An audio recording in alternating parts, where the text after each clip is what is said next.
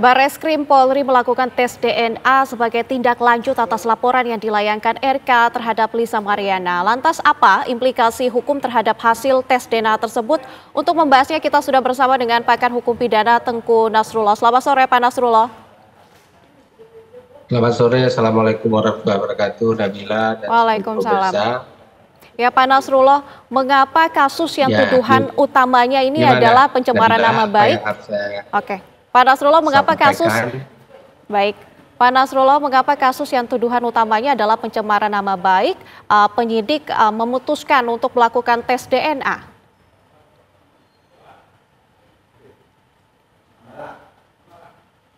Pak Nasrullah, Gini, tidak bisa otomatis. Ya, saya dengar ini. Saya coba memberikan komentar Baik. bahwa tidak bisa otomatis ini dikatakan pencemaran nama baik apa yang disampaikan oleh Lisa. Pertama adalah bisa saja Lisa mencoba menebak kandungan kehamilannya. Masalahnya adalah apabila Lisa tidak pernah melakukan hubungan badan dengan Ridwan Kamil, maka itu jelas pencemaran nama baik. Tapi jika Lisa pernah melakukan hubungan badan dengan Ridwan Kamil dan Ridwan Kamil mengakui dia pernah melakukan hubungan badan dengan Lisa, maka tes DNA adalah hanya untuk membuktikan benih siapa di dalam kandungan Lisa. Jadi tolong cermati dulu, tidak bisa otomatis jika ternyata hasil tes DNA bukan benihnya Ridwan Kamil, tidak otomatis Lisa bisa dinyatakan pencemaran nama baik. Bisa saja Lisa sendiri nggak tahu, dia mungkin pernah melakukan hubungan badan selain dengan Ridwan Kamil dengan orang lain, tapi dia menebak ini kemungkinan benih Ridwan Kamil. Tapi masalahnya adalah kalau hubungan badan itu sudah lama terjadi, kemudian baru ada kehamilan tidak sesuai antara waktu terjadi hubungan badan terakhir dengan Ridwan Kamil dan kandungan yang dikandung, maka dia bisa saja dinyatakan pencemaran nama baik. Itu satu. Poin pertama ya. Yang kedua adalah sudah sangat tepat langkah Pak Ridwan Kamil meminta tes DNA.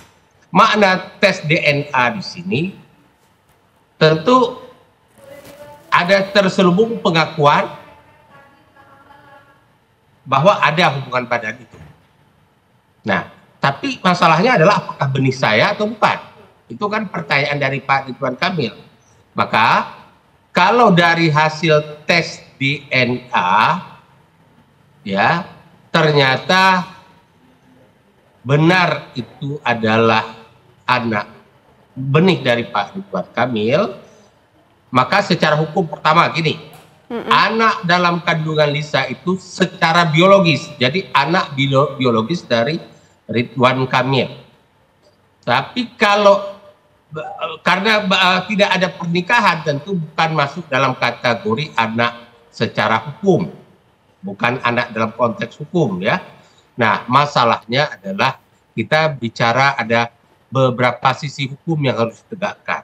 Ada hukum negara, ada hukum agama yang dianut masing-masing, dan ada standar moral.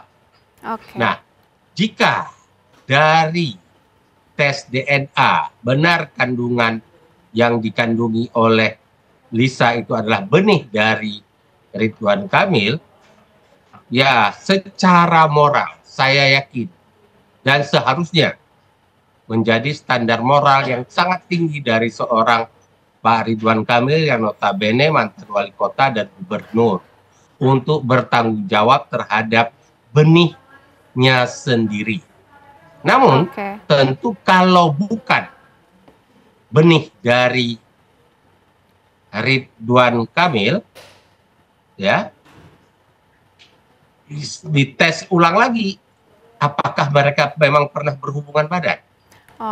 Maksudnya diuji kembali, dilakukan lidik lagi apakah memang benar mereka pernah melakukan badan. Jika tidak pernah melakukan badan sebelumnya, maka mutlak Lisa kena pencemaran nama baik. Tapi jika pernah melakukan hubungan badan sebelumnya, disitulah dilihat rentan waktu antara kehamilan dan hubungan badan terakhir. Baru bisa ditentukan ini pencemaran nama baik atau bukan. Tapi begini, persoalannya adalah jika di antara mereka pernah melakukan hubungan badan di luar nikah, ya, korbannya adalah di sini istri Pak Ridwan Kamil. Hanya korbanlah yang bisa melapor terkait dengan pasal 284 KUHP kita yang masih berlaku sekarang ini. Terhadap kedua-duanya, tidak bisa salah satu pihak. Oke.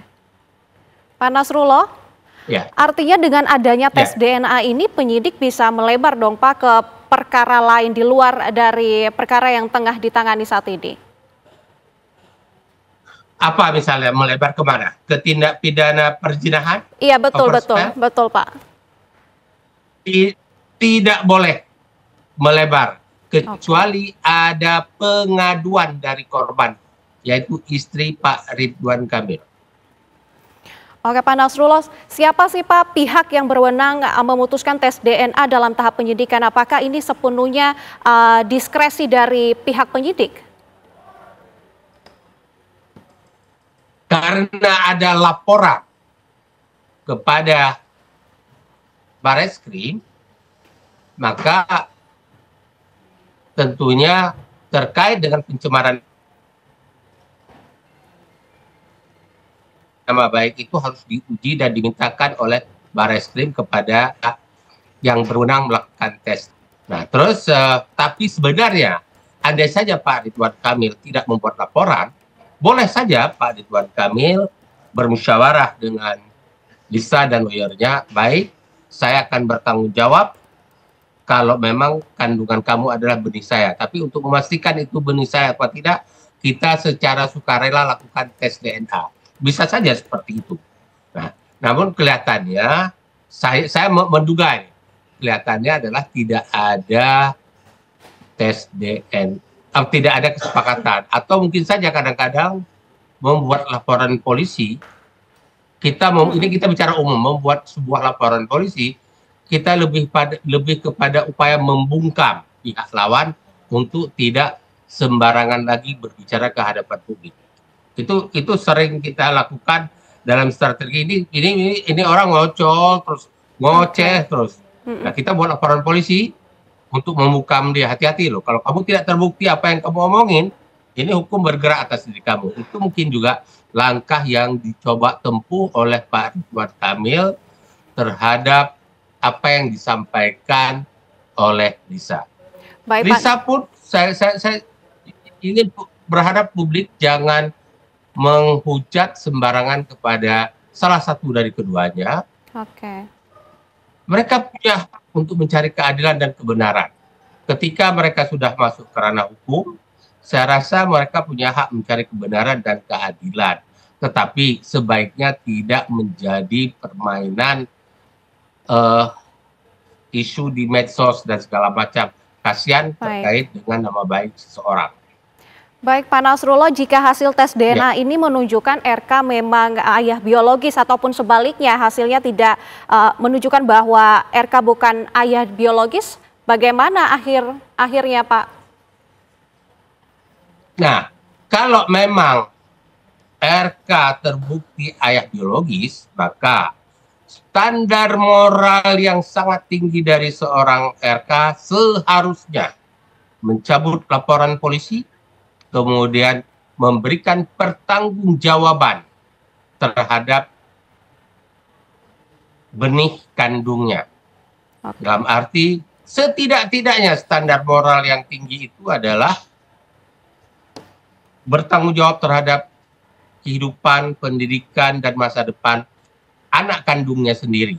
Satu. Yang kedua, kalau memang tidak terbukti DNA, maka polisi harus menguji, melihat lagi sebelum si Lisa ditetapkan sebagai tersangka pencemaran nama baik, apakah Lisa motifnya hanya untuk memeras atau dia memang nggak tahu ini kandungan siapa di perut dia, karena dia Baik. pernah melakukan hubungan dengan Pak RK kah, mungkin asumsi dia ini ya, pernah RK atau orang lain, sehingga saya nggak tahu, maka paling enak menduduh RK. Tapi Baik. masalahnya adalah lihat paling tidak tanggal kehamilan dan tanggal hubungan mereka terakhir. Baik, Pak Nasrullah, terima kasih banyak sudah bergabung bersama kami. Kita akan nantikan bersama bagaimana hasil akhir dari kasus ini. Terima kasih Pak Nasrullah, selamat beraktivitas Dan kembali. intinya adalah moral harus ditegakkan juga di sini, bukan Baik. hanya hukum. Siap, terima kasih Pak Nasrullah, selamat beraktivitas kembali.